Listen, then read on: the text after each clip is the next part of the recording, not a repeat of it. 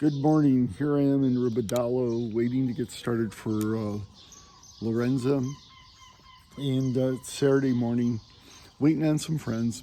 We're all going to go off together this morning.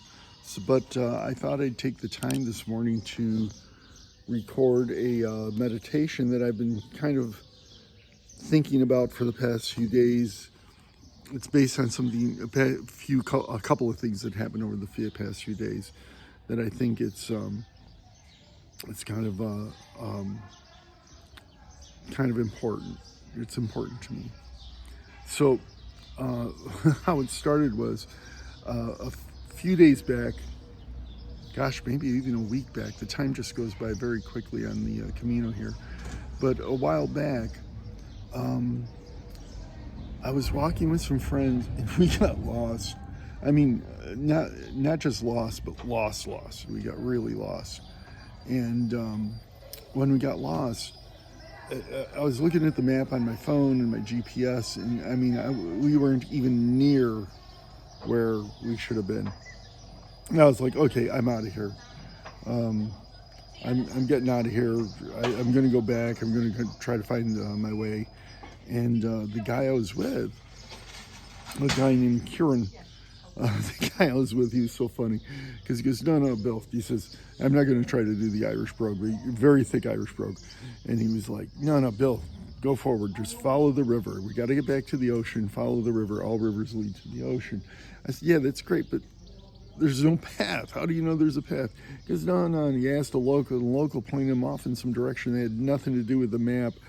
And he went that way, and I doubled back. And as I'm walking, I'm thinking, okay, I'm going to get there, and he'll catch up to me later today, and I'll have a big laugh on him. Ha ha ha! You were lost, and I followed and went back to the map. Well, it didn't work out that way. It actually worked out quite the opposite. I finally connected back to the path after walking along a very unpleasant highway and all this other stuff. And I got there, and he was sitting there. It was at the beach, toes in the sand, laying back, having a cigarette, talking with someone else, just running the rags. He goes, "Hey, Bill, you finally made it." It's like, geez, And I was looking at the map, and he wasn't. He just went by what he thought was right. I was like, okay, great. And then the past few days, I've been doing this thing where I'm looking at the map, and there's like a curve in the road, right? And what they'll do is they'll cut off the curve, and 2 days ago, I'm walking along, and they tell you to get off the main road. So I follow the map and I go off the main road. And at first it's very pleasant, fields and things like that.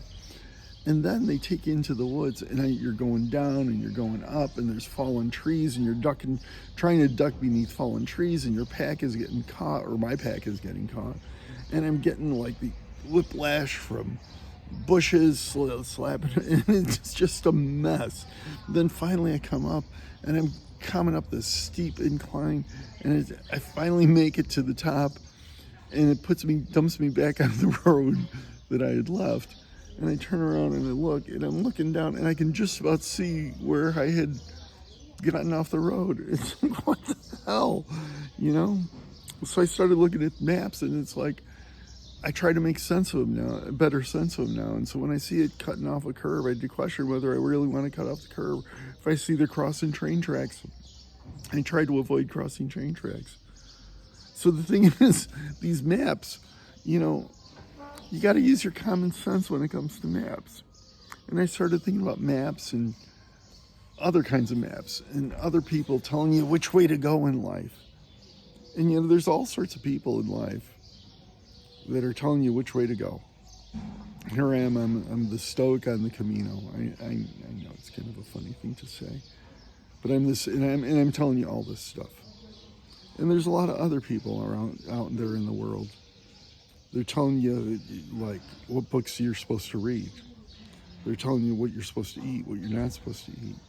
They're telling you, and they're telling you things like who to vote for and who not to vote for, what's right and what's wrong, and where the country should be going, where it shouldn't be going, and all sorts of crap. And you got all these people They're telling you all this stuff.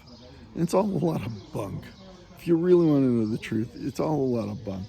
They all claim that they're the mouthpiece of God. You look at these guys like David Koresh. I was watching a documentary on David Koresh, and at one point he says to all the guys who are married, I am going to relieve you all of the burden of having sex with your wives because it's too much of a burden. I'm going to take on that responsibility.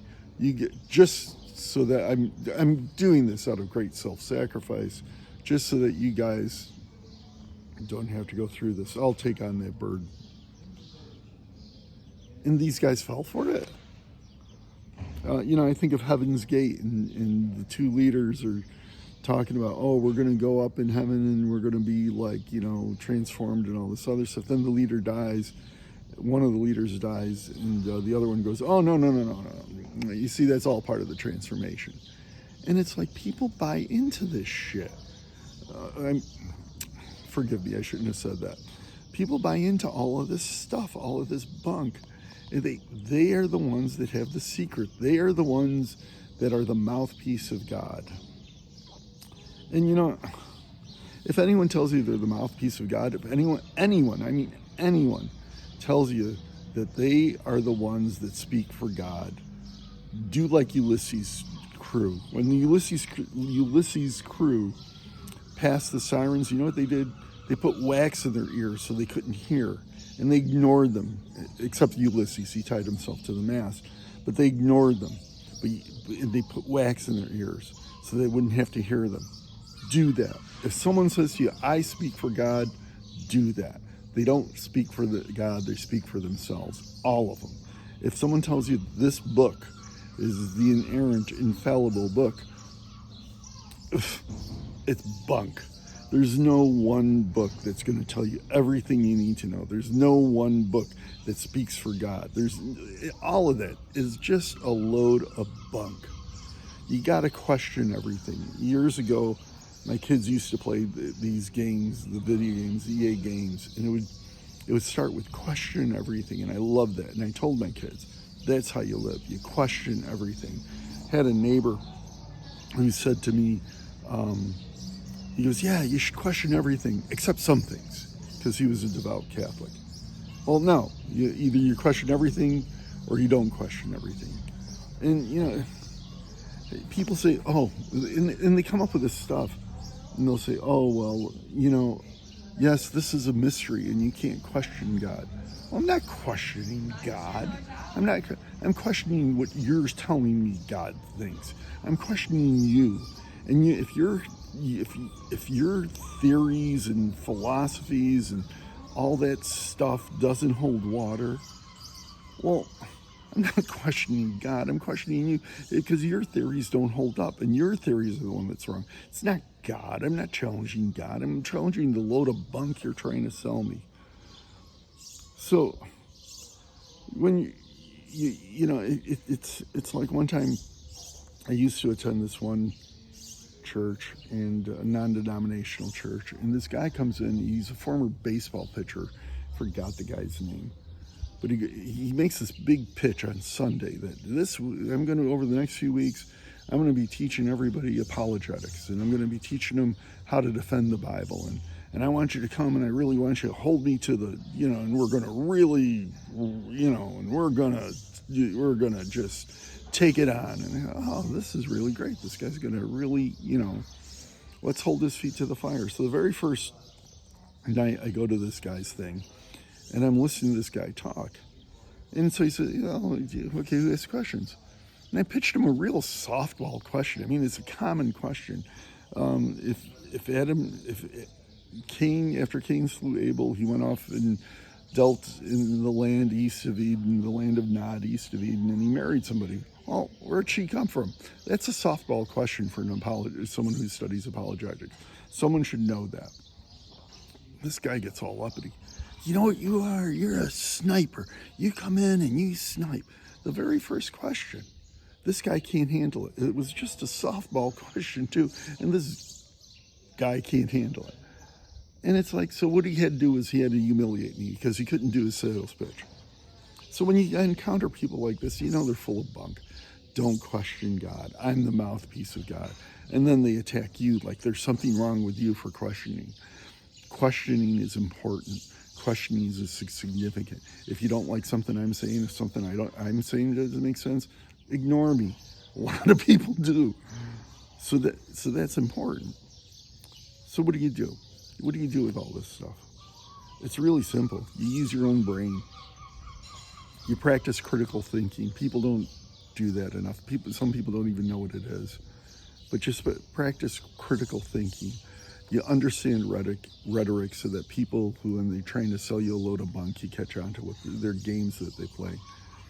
And, you know, if there's a group that you belong to and they kind of frown, I used to go to a church where they would frown on, you know, getting together with people outside the church, and there were people like that. If you belong to an organization like that where it's like, oh, you know, you really shouldn't fellowship with people who are outside of the church or non-believers, leave it. Because the point is that you've got to be around people that challenge your way of thinking. As I've said many times before, the things you hold most dear, you have to challenge the most. And that's the thing. Challenge everything. Challenge what you're thinking. Get in there. Use critical thinking. Understand the rules of rhetoric, so that when someone's handing you a line of bull, you understand the line of bull. Always question. Always look at the map and say, where is this map taking me? And is it taking me where I want to go in a way I want to go there? Always question. You know, Bertrand Russell said once that he wouldn't die for the things he believes in, because the things he believes in could be wrong. And I admire that, actually, because the idea is that as we grow older, as we go along in life, we're going to encounter new evidence. And new evidence means we reevaluate things. And when we reevaluate things, we may find out that what we held to be true was wrong. So, listen to your friends when they say, follow the river, all rivers lead to the ocean. Question the maps. What map are you following? That's the message for today. What map are you following? Does it make sense? Is it taking you where you want to go in the way you want to go there? And don't buy into somebody because they say they have the ultimate map. The person that has the ultimate map for the way that where they're going in life is you. Use your brain, use critical thinking, understand rhetoric, and question everything. And that's it for today, because I see my friends, and it's time for cafe con leche and a tortilla. And the bells are ringing. Time to go. Buen camino.